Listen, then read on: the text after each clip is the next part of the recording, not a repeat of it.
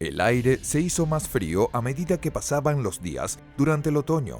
Aníbal Barca estaba inquieto en su campamento militar. Sabía que tenía que ser rápido para organizar su arriesgada marcha a través de las montañas, porque si tardaba demasiado, llegaría el invierno y los pasajes quedarían bloqueados por la nieve. Los romanos, a su vez, no se quedarían quietos durante el invierno y sin duda reunirían otro ejército para luchar contra Aníbal, y por lo tanto el tiempo sería un factor decisivo en esta guerra.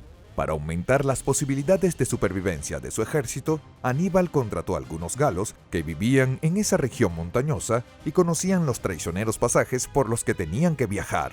Los galos advirtieron a Aníbal que ya era demasiado tarde para hacer la travesía, ya que el invierno les golpearía mientras aún estaban en marcha, pero el líder cartaginés estaba dispuesto a correr el riesgo. Y así en el año 218 a.C.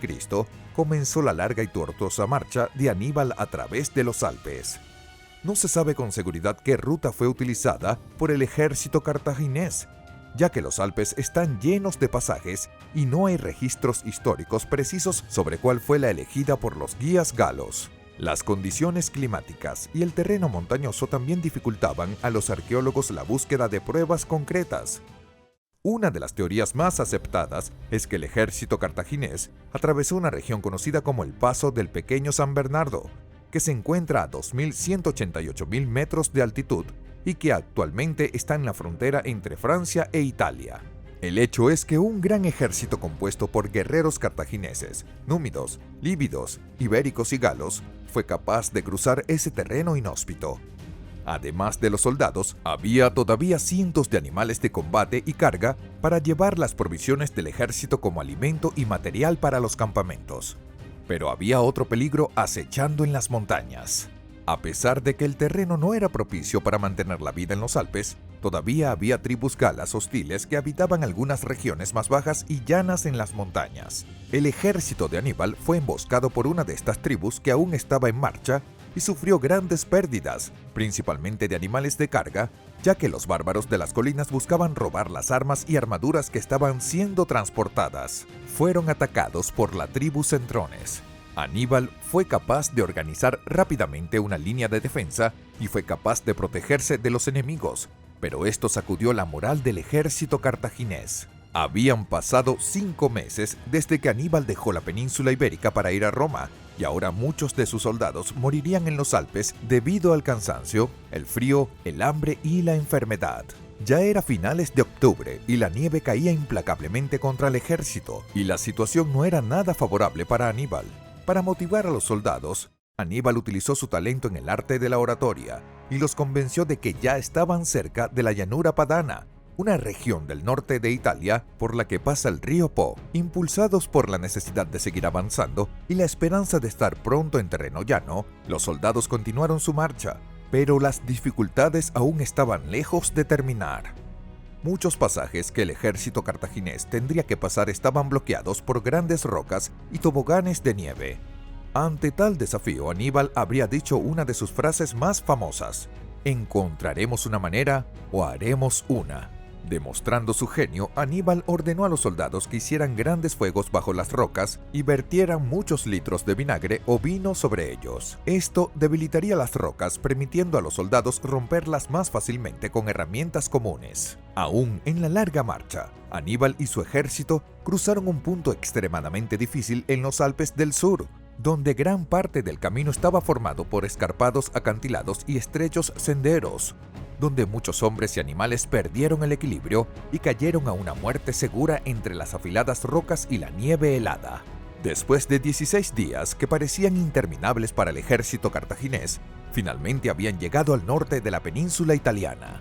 Sin embargo, Aníbal y sus soldados habían pagado un alto precio por su paso por los Alpes, perdiendo casi la mitad de sus tropas debido a las duras condiciones climáticas. Se estima que hubo alrededor de 33.000 bajas durante la marcha. Entre los muertos habían soldados, caballos, elefantes y mulas de carga. Aníbal organizó un campamento en la llanura padana, donde permitió a sus soldados tener un merecido descanso, pero sabía que pronto sus enemigos se enterarían de su ubicación y envió emisarios para buscar nuevos aliados entre las tribus galas que habitaban esa región. Debido a que estaba más cerca de Roma, las tribus galas de la llanura padana se vieron obligadas a vivir bajo el dominio romano, pagando impuestos y obedeciendo las demandas de sus vecinos más poderosos. Esto generó un gran descontento entre los galos y pronto muchos de ellos comenzaron a unirse al ejército de Aníbal. Cuando los romanos se enteraron de la actual posición del ejército cartaginés tan cerca de Roma, fueron tomados por el pánico y la sorpresa. Los romanos habían perdido la pista de Aníbal, ya que habían cambiado su ruta hacia el río Ródano, y suponían que todavía estaba en Galia, o había vuelto a la península ibérica. Cruzar los Alpes en medio del invierno era algo inimaginable, incluso visto como una locura por la mayoría de los comandantes militares, pero no por Aníbal Barca, que ahora plantó finalmente sus pies en suelo italiano. El Senado romano convocó rápidamente las legiones que estaban en la península ibérica y en la isla de Sicilia, dos rutas para las que esperaban un ataque cartaginés. La legión romana, que estaba en la península ibérica bajo el mando del general Cornelio Escipión, fue la primera en llegar en Italia, ya que habían hecho uso de muchos barcos para transportar a los legionarios lo más rápido posible. El primer conflicto entre cartagineses y romanos tuvo lugar durante la batalla del Tesino, que fue una batalla librada esencialmente entre la caballería de los dos ejércitos y terminó en una gran victoria cartaginesa. Durante esa batalla, Cornelio Escipión fue gravemente herido y sobrevivió gracias a su hijo que lo rescató en el campo de batalla. El hijo de Cornelio Escipión llevaba el mismo nombre que su padre, pero en un futuro próximo se le conocería como Escipión Africano. La victoria de Aníbal trajo aún más partidarios galos a su ejército, que ahora había recuperado los números necesarios para el asedio contra Roma. En diciembre de 218 a.C., se libró la batalla de Trebia entre el ejército de Aníbal y las legiones romanas que venían de Sicilia. La batalla tuvo lugar cerca del río Trebia, donde hoy se encuentra la provincia italiana de Emilia. Como todos los grandes generales, Aníbal sabía cómo usar la tierra a su favor y planeó una emboscada contra el ejército romano. Aníbal tenía a su disposición un gran número de caballeros numidianos, un pueblo que habitaba en el norte de África y que se especializaba en llevar a cabo ataques rápidos de caballería ligera. Aníbal ordenó a la caballería de los númidos que atacara el campamento romano antes del amanecer, y tan pronto como las legiones se defendieran, los númidos deberían retirarse y atraer al enemigo cerca del río Trebia, donde habría tropas cartaginesas escondidas entre los árboles y arbustos.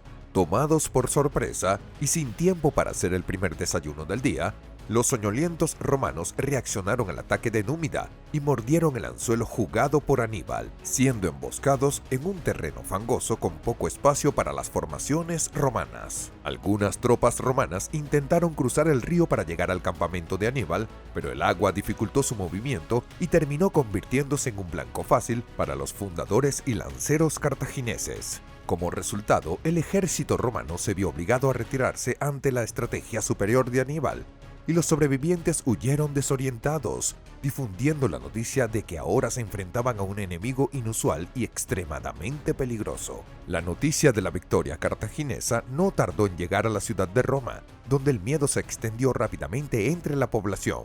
Pero la batalla de Trebia también cobró su precio contra Aníbal. Después de la batalla, el ejército cartaginés tuvo que marchar a través de una especie de pantano pestilente que dejó a muchos soldados enfermos, e incluso Aníbal fue víctima de una terrible infección en su ojo derecho. Los informes dicen que Aníbal sufría de fiebre y dolor y que su ojo ya estaba prácticamente ciego, así que Aníbal quitó el tejido dañado por sí mismo y lo quemó en un incendio, un gesto que fue visto con gran admiración por sus seguidores. Se libraron varios conflictos entre las fuerzas cartaginesas y romanas, y Aníbal ganó las batallas sin sufrir grandes pérdidas en su ejército, como ocurrió durante la batalla del lago Tramiseno en la primavera del 217 a.C.